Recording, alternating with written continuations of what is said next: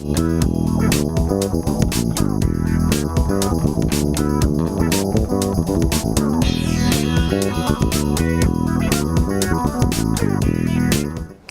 everyone, I'm Peter Rawls and welcome to Boise State in the Community. Joining us tonight is Dr. Eric Jankowski, who's an engineering professor here at Boise State. Hello Eric, how are you doing tonight? Good, Peter, thanks. So to start things off, where are you from and what brought you to Boise State? I grew up in Michigan, and I lived there for most of my life, and I went to the University of Michigan for undergraduate and graduate school in chemical engineering. Then after I got my PhD, we moved to Colorado, where I was a postdoc at University of Colorado Boulder first, and then the National Renewable Energy Laboratory. And then after working as a postdoc at the National Renewable Energy Laboratory, I started my tenure track position here at Boise State, where I'm a professor in the Micron School of Materials Science and Engineering. Wow. So what got you interested in engineering? I was one of those students who was pretty precocious with math when I was little. My parents drove me to be good at math from an early age, and when I went to college, it was 2000, and everybody was going into computer programming because there was this big .com boom in Silicon Valley, and I wanted to not follow everybody else, so I thought chemical engineering was a really great way to rebel. And so I chose chemical engineering because it didn't have anything to do with computers, and it had really high salaries for after you graduated with a bachelor's. But then during my undergraduate career, I found that I really liked using computers to solve problems in chemical engineering, and that's what I do now. I worked in a graduate lab using computers to study the self-assembly of small particles, of molecules and nanoparticles, and kind of fell in love with using computers to solve applied problems in engineering, and kind of just kept learning more and studying more, and decided to get my PhD in that. I was fortunate enough to be accepted at Michigan, worked on that there for a little over 6 years, and then started postdocing, and then eventually ended up here at Boise State. So what makes chemical engineering different than other types of engineering? So chemical engineers use physics and thermodynamics to understand how to control the behavior of typically liquids and gases. So we take chemical reactions that a chemist might discover and figure out how to scale them up to process level chemical plants where you can make millions of pounds a year of chlorinated methanes, for example. And to contrast that with materials science, which is the department I'm in now, material scientists tend to focus on liquids and solids. So it's the same rules, just kind of a different focus of the phase of the material. So instead of fluids flowing through pipes, we care about electrons flowing through silicon chips. Wow. So how does computers factor into that to track those kind of things? So computer models are kind of our version of a microscope. A microscope lets you look at the tiny details of something that you can't see with your eye. And when you're able to resolve those details, you can figure out how things work in a way that you couldn't if you're just able to look at it with your eye. Computer models give us an even more detailed microscope where we can control not just the length scale at which we're looking at building blocks of materials, they're atoms, but we can control all of the variables around it, like the pressure that we're looking at it at, the temperature that we're looking at this material at. And so we can look at how tuning knobs like temperature and pressure influence how the building blocks of matter, the atoms that make up a material, interact, and we can use that to see how we can control the structure of these materials. And that's what we do, is we try to figure out how do we choose the right building blocks, and how do we choose the right conditions at which to process these building blocks to make materials with the properties that we want. Now, I'm sure over the years, the computer technology has changed to make it easier to map. Have you noticed some kind of big leaps in technology to make it easier for chemical engineers? Yeah. So the big leap that's important for us are actually graphics cards. Graphics cards, I don't know if you're familiar, but they're consumer products that you can buy and you put into your PC, and they're mostly purchased by teenage boys that want to play first-person shooters with really high frame rates. And that consumer product demand has driven the development of really low-cost, high-performance computing devices that end up being being able to do the same math that we do in our computer simulations. So the thing that a graphics card does is it tries to figure out, given a scene, so a bunch of distances and colors of objects, what color to make each pixel on your screen. So each pixel basically has a little processor that's like, all right, this rock is 1,000 feet away from you, and so I should color it gray because there's a bunch of fog in between you and the rock. Or I should color this thing red because it's an explosion or something. And so based upon this scene and the distance away from the observer, the graphics card uses a bunch of math to figure out what color to make that pixel. That's the same thing that we do in our computer simulations. We want to figure out, given two atoms, given the distance apart that they are, what force do these atoms exert on each other? Do they pull on each other, or do they push on each other? And so we can use the hardware that's optimized for first-person shooters to do the calculations that we need to do in our computer simulations, where we look at how atoms move around. And that lets us do, on a $3,000 graphics card, the same simulation it might take us about $100,000 worth of regular CPU architecture to do. So we have a cluster of graphics cards that lets us do really large simulations over very long timescales that are necessary to answer the scientific questions that we're interested in. So it might be the case that to look at the structure of a metal, we need to simulate, say, 100 nanoseconds of simulation time.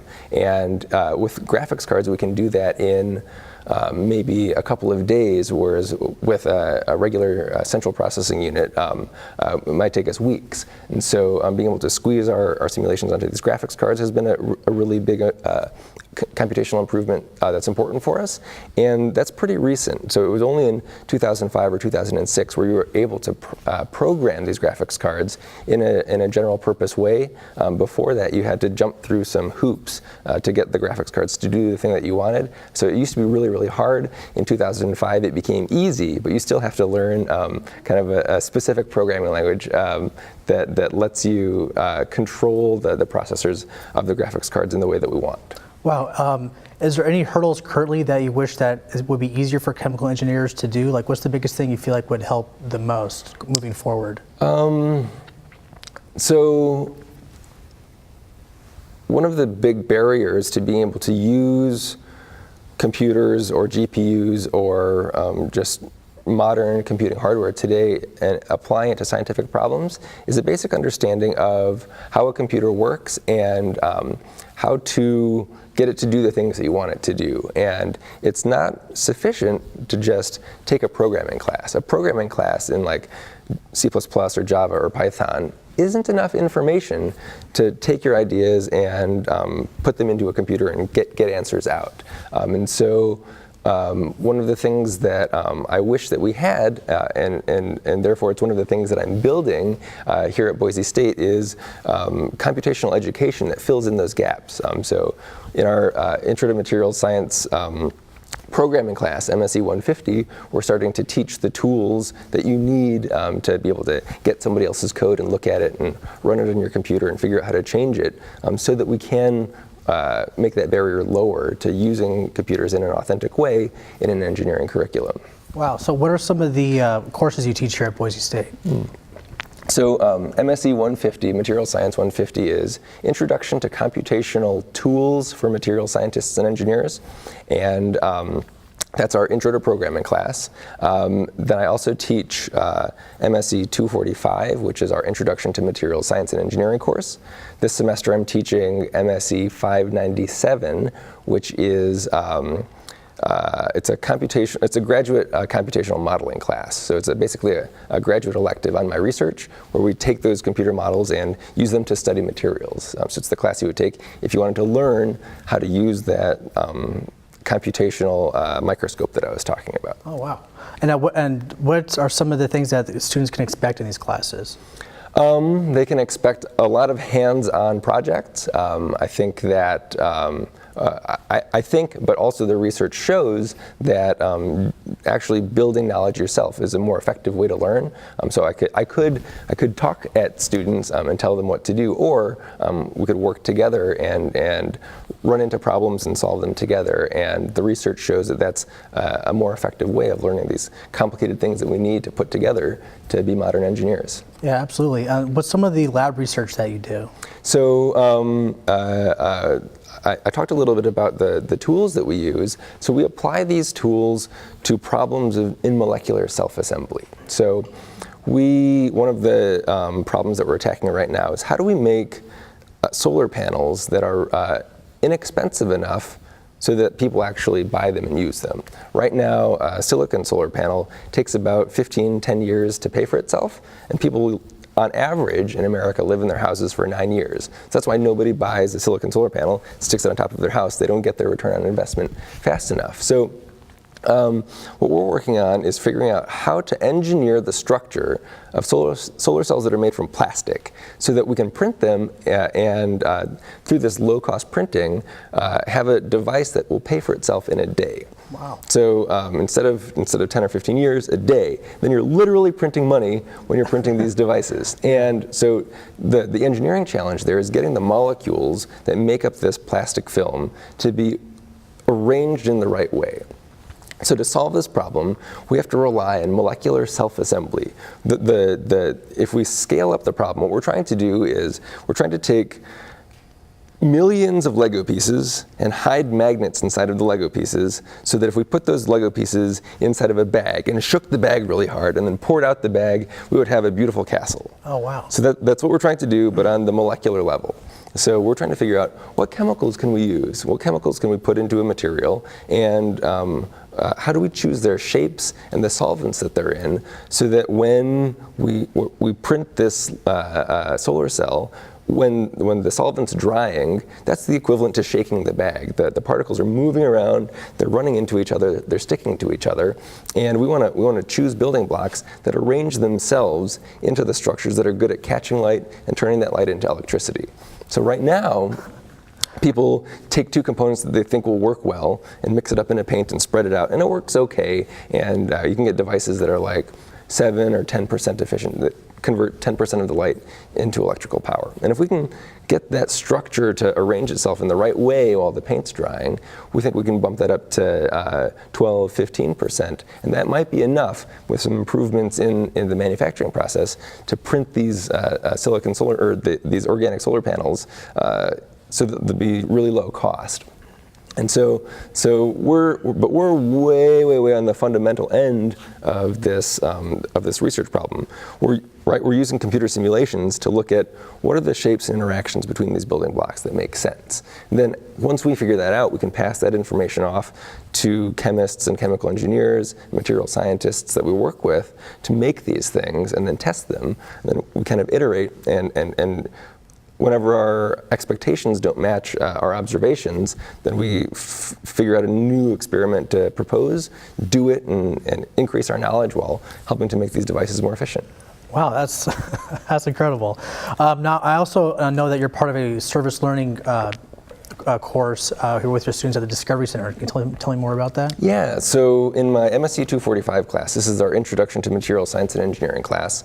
It's a survey of the main topics that material scientists need to know about.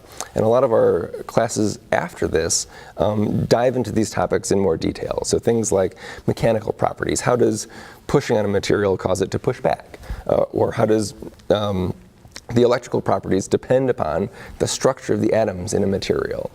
And so in this class, we touch on a bunch of different topics.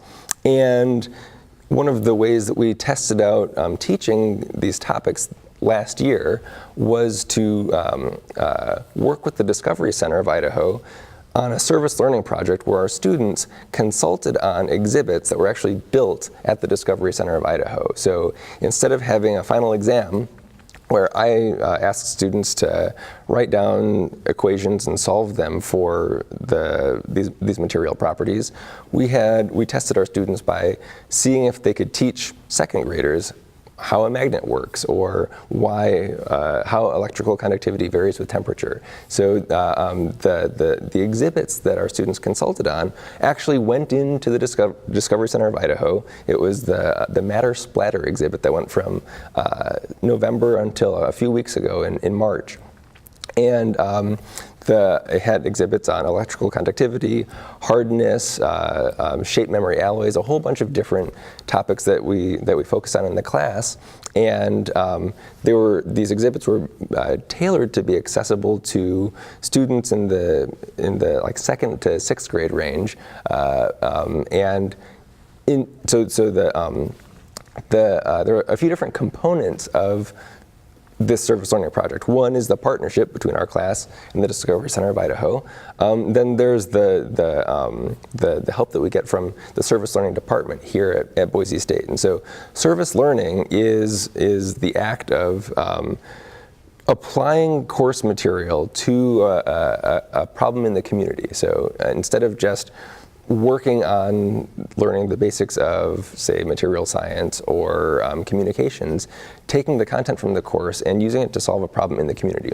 And this is an evidence-based instructional practice that's shown to improve educational outcomes in courses. When your students are emotionally invested in seeing the success of the service learning project that they have, then they're motivated to learn the fundamental material that they need to solve that project, right? And so the service learning component of MSc 245 last semester was to build this exhibit, and the community impact of this was pretty enormous. So the Discovery Center of Idaho is the only hands-on museum, hands-on science museum in the state. Oh, wow. And so the thousands and thousands of visitors that come to the Discovery Center each year, for many of them, this is their only opportunity to get hands-on with technical topics that are presented there. Things from dinosaurs to material science to water, everything.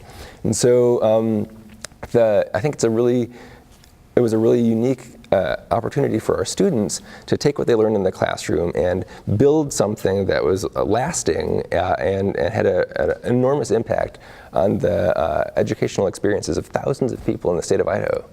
That's great. And what was your students' response to being part of this?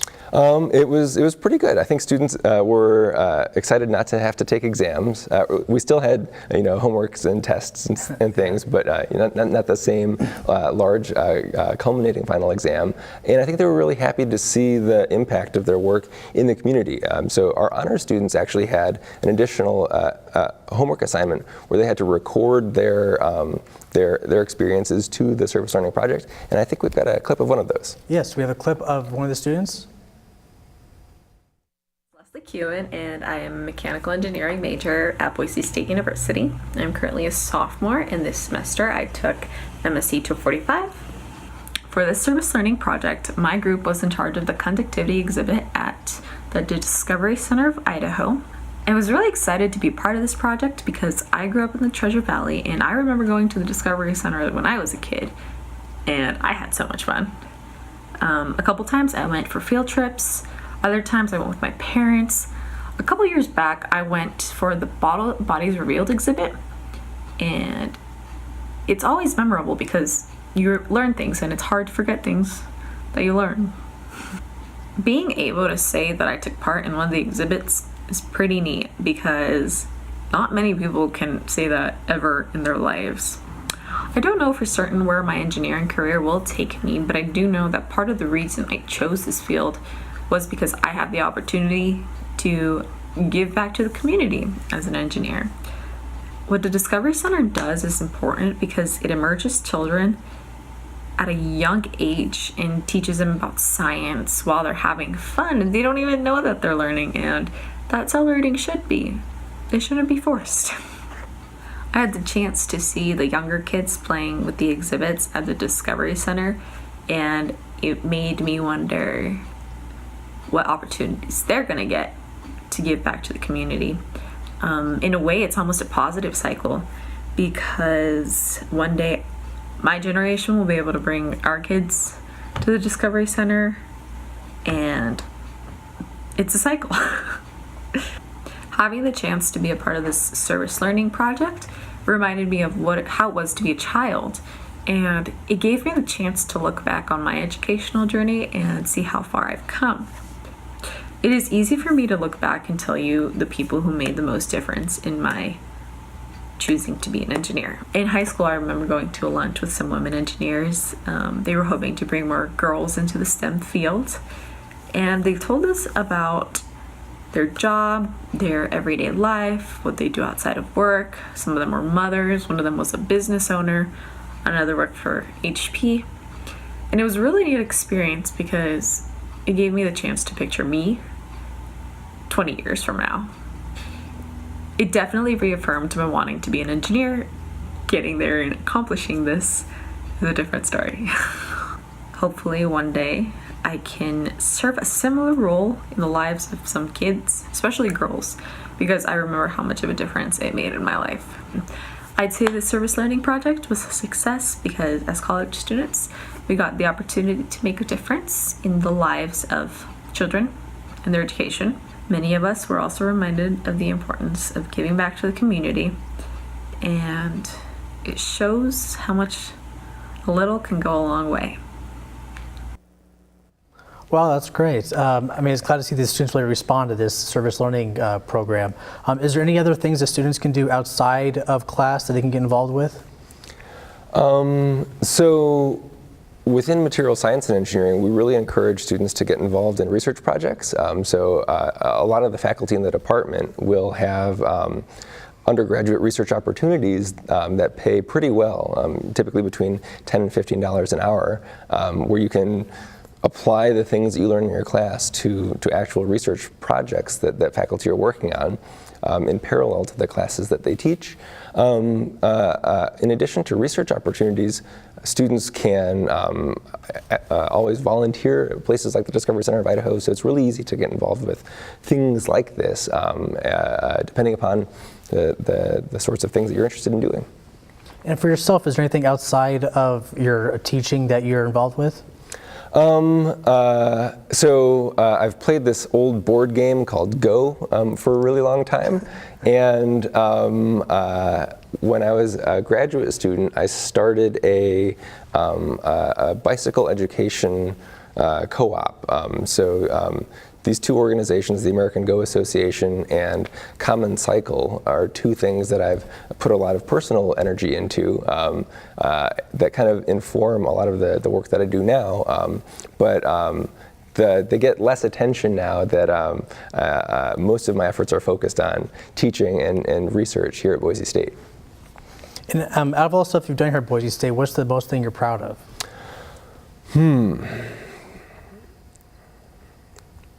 Or the most fun to be a part of? I think I'm most proud of the progress that my students make, both in my classes and in my lab. We've had tons of successes coming out of my lab. So my first graduate student got a fellowship from the Idaho Space Grant Consortium. I have a freshman student working for me right now who won Blue Water's Supercomputing Fellowship or internship. So she got $5,000 to work on supercomputing problems in my lab, competing against students that have been in college for 4 years. And so this is a nationally recognized award that she won. That was super cool. This year we had 2 more undergraduate students in my lab win this award. So if we keep doubling it every year, we're going to have everybody at Boise State in like 4 or 5 more years.